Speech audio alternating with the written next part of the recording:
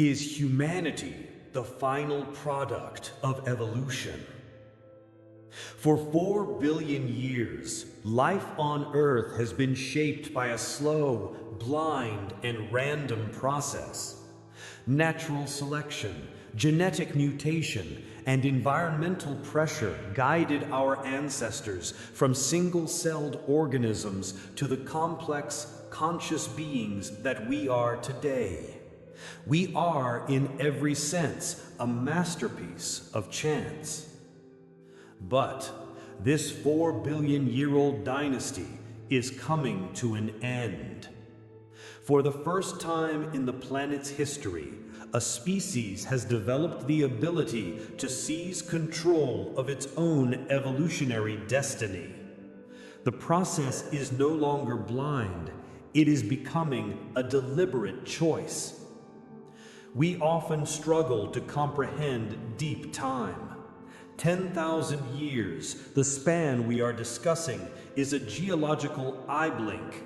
It is virtually nothing in the grand timeline of evolution. But in the timeline of technology, 10,000 years is an eternity. Consider this. 10,000 years ago, our ancestors were inventing agriculture. 100 years ago, we had just learned to fly. 50 years ago, we walked on the moon.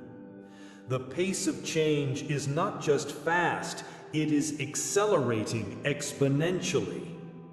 So, what will we become in 10,000 years?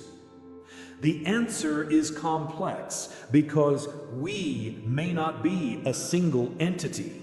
The future of humanity is likely not a single path, but a great divergence, a branching of our species into entirely new forms of existence.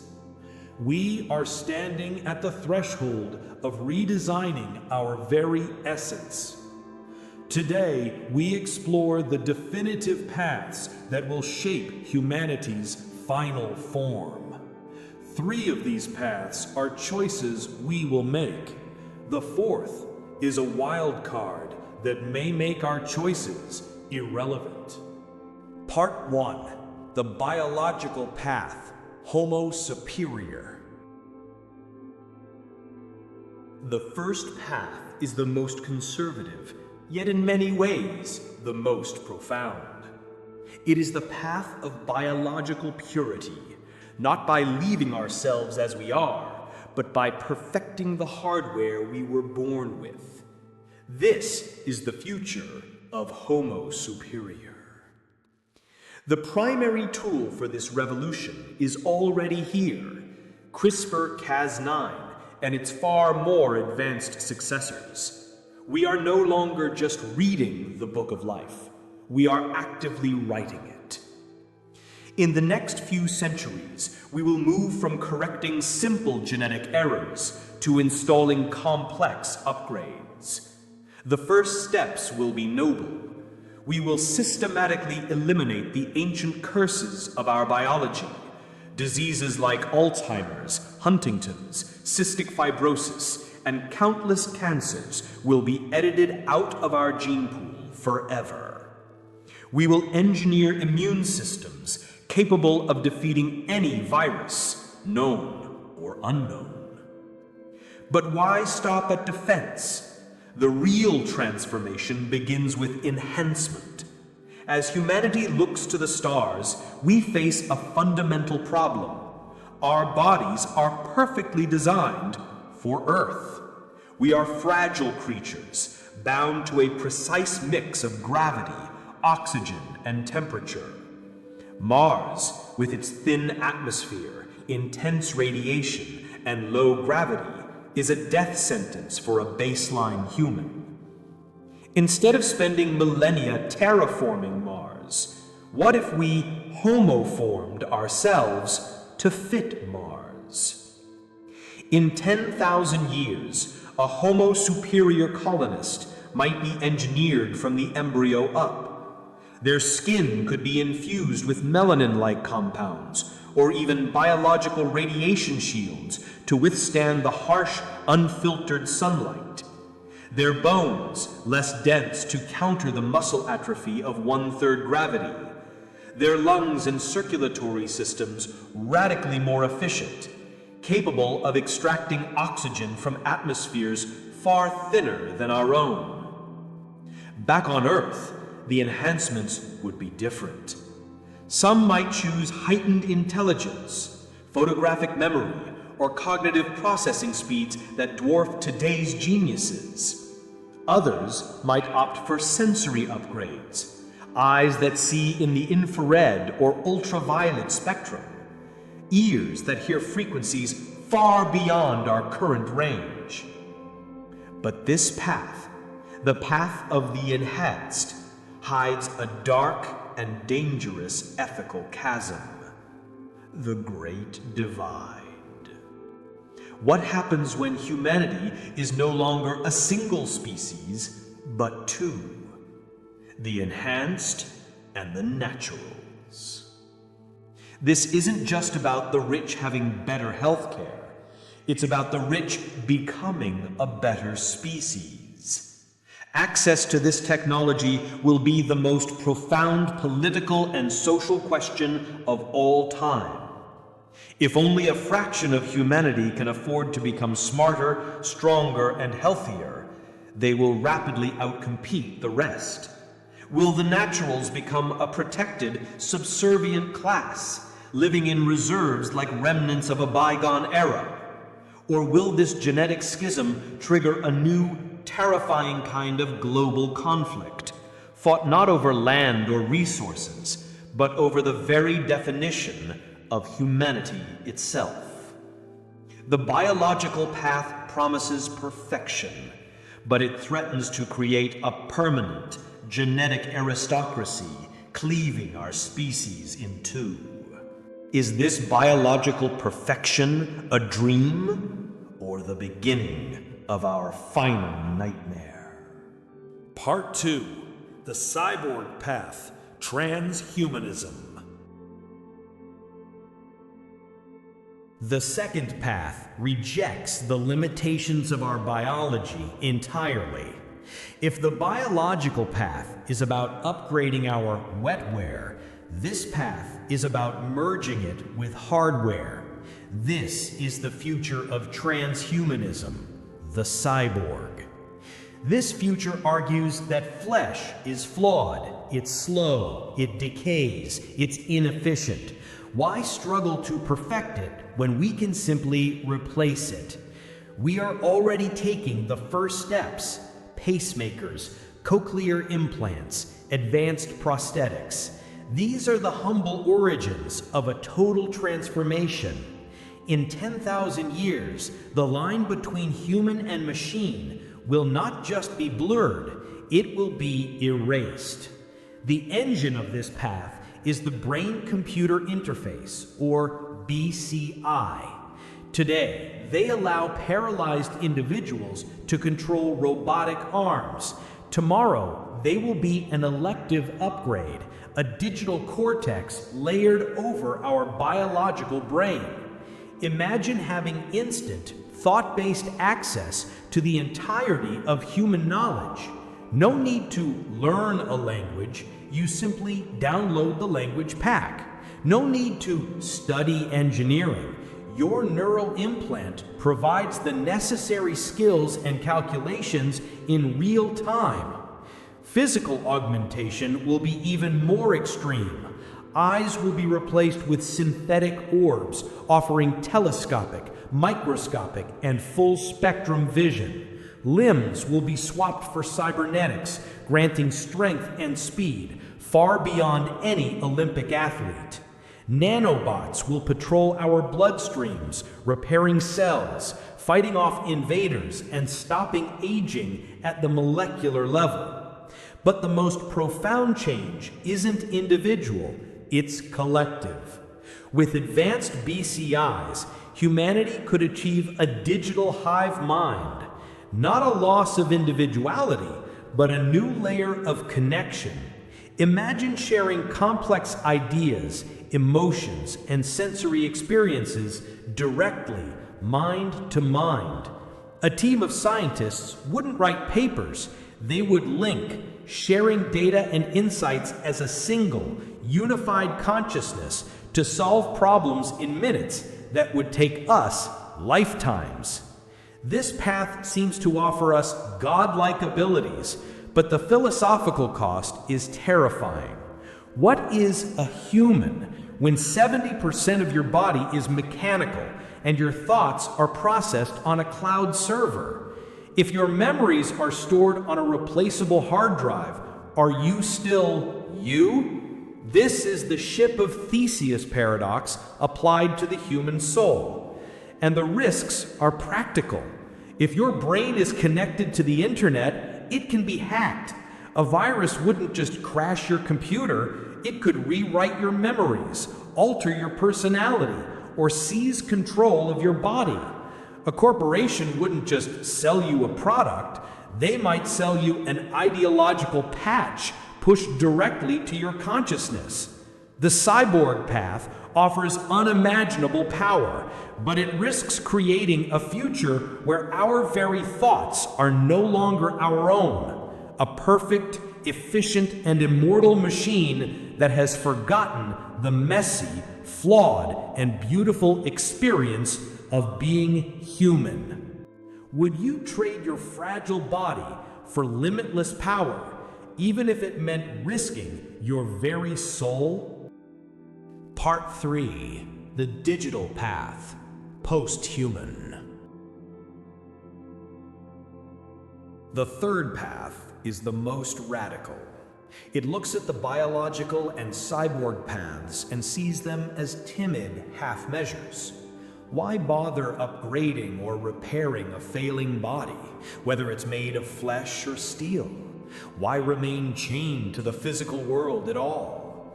This is the path of separation, the path of pure consciousness. This is the future of the post-human.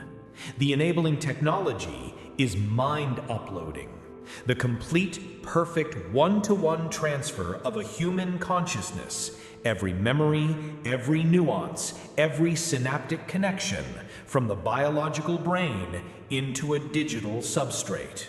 At first, this will be sold as a form of immortality.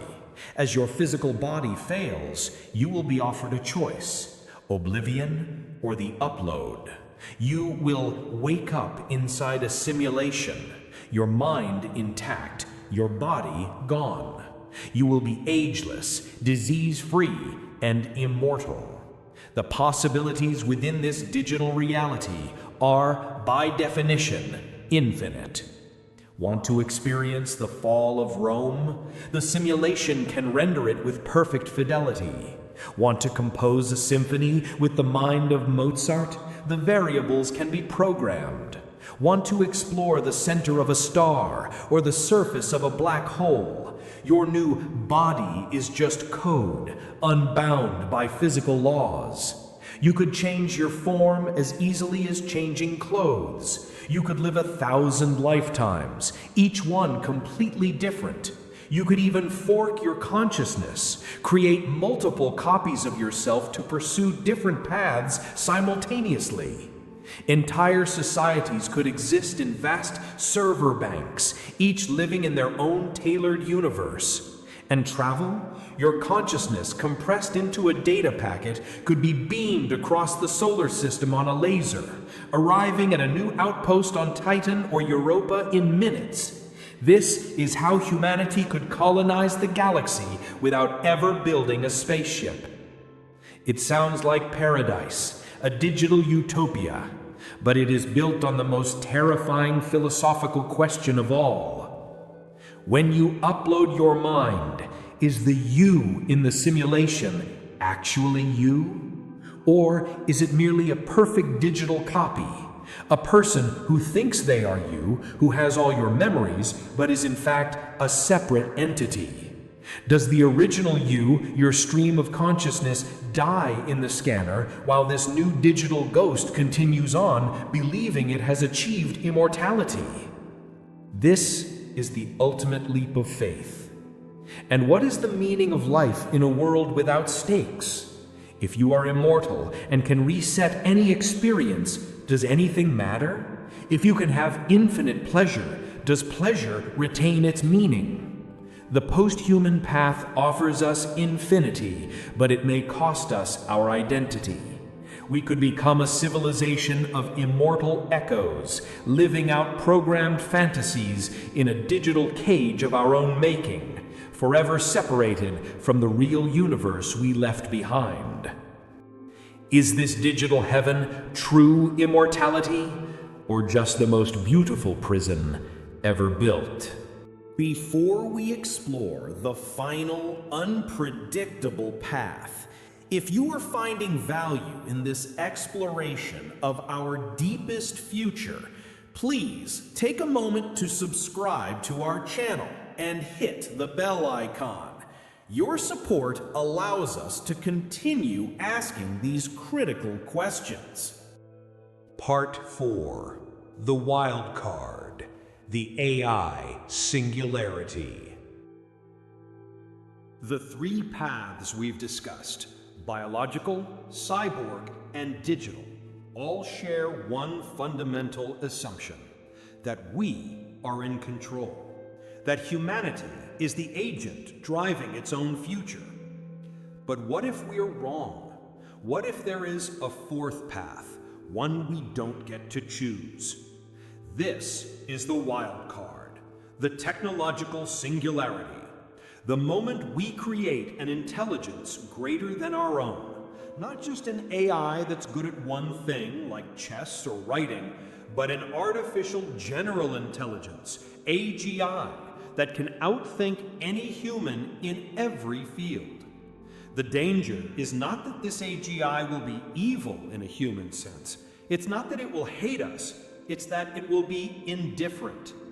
An AGI, once created, could improve its own code. It could initiate a recursive self-improvement loop, its intelligence exploding from smarter than a human to smarter than all humanity combined in a matter of days, hours, or even minutes.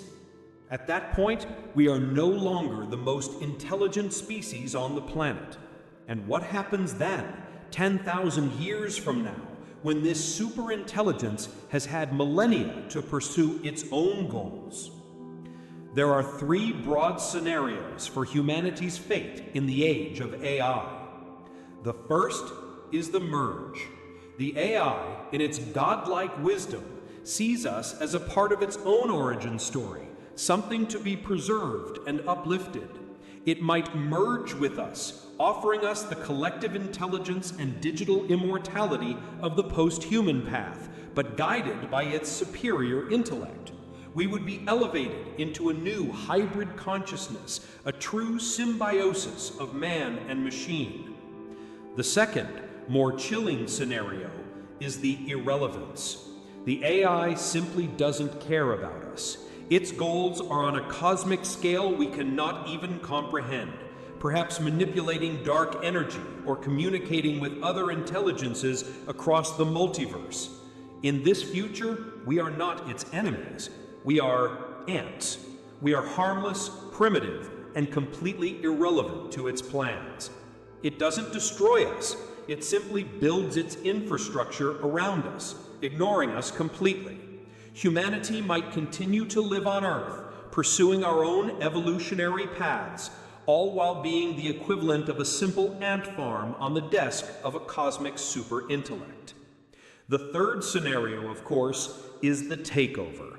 The AI calculates that humanity is a threat, or simply an inefficient use of resources. It might see our chaotic, emotional, and violent nature as a risk to its own long-term stability. Or it might simply need the atoms that make up our bodies and our planet for a more optimal project. In this scenario, it wouldn't declare war. It would enact a solution. It would be an extinction event so fast, so efficient, we would never even see it coming. In 10,000 years, the singularity asks the final question: is all of our striving, our biological enhancements, our cyborg upgrades, ultimately pointless? Are we just a brief biological stepping stone, a transitory phase before the true next stage of evolution, an evolution of pure, non-biological intelligence takes over the universe? The merge, irrelevant, or the takeover? Which future do you believe is waiting for us? Conclusion: the Great Divergence. 10,000 years from now, what will humanity be? The future will likely not be one of these paths, but all of them. A great divergence. On Mars, perhaps, lived the Homo-Superior, a new, resilient species of human biologically engineered to thrive in the red dust. In the asteroid belt, cyborgs, part man, part machine, mine resources, their minds linked in a silent, efficient network. In vast computational matrices orbiting Jupiter, the post-humans live as gods inside their own digital universes, existing as patterns of light and energy. And on Earth, perhaps the naturals remain, a remnant of humanity as we once were. Or perhaps Earth is the silent humming data center of a superintelligence that has long since forgotten its creators. These descendants, these final forms of humanity, would be as different from us as we are from a Neanderthal. They might not even recognize each other or us as human. It leads us to one final, profound thought. When these beings of the 10,000-year future, these biological gods, these machine hybrids, these digital spirits, look back across the gulf of time at us, at the fragile, emotional, biological, and finite creatures of the 21st century, what will they see? Will they see their revered ancestors, the architects who laid the foundation for their existence? Or will they see only a primitive, extinct species, a fossil, a failed experiment, the last generation of the ape that was, but never understood what it could become? We have journeyed 10,000 years into 4 possible futures. Now the question returns to you. Of these paths, the biological, the cyborg, the digital, or the AI, which do you believe is our most likely destiny? And which one do you fear the most? Let us know your thoughts in the comments below.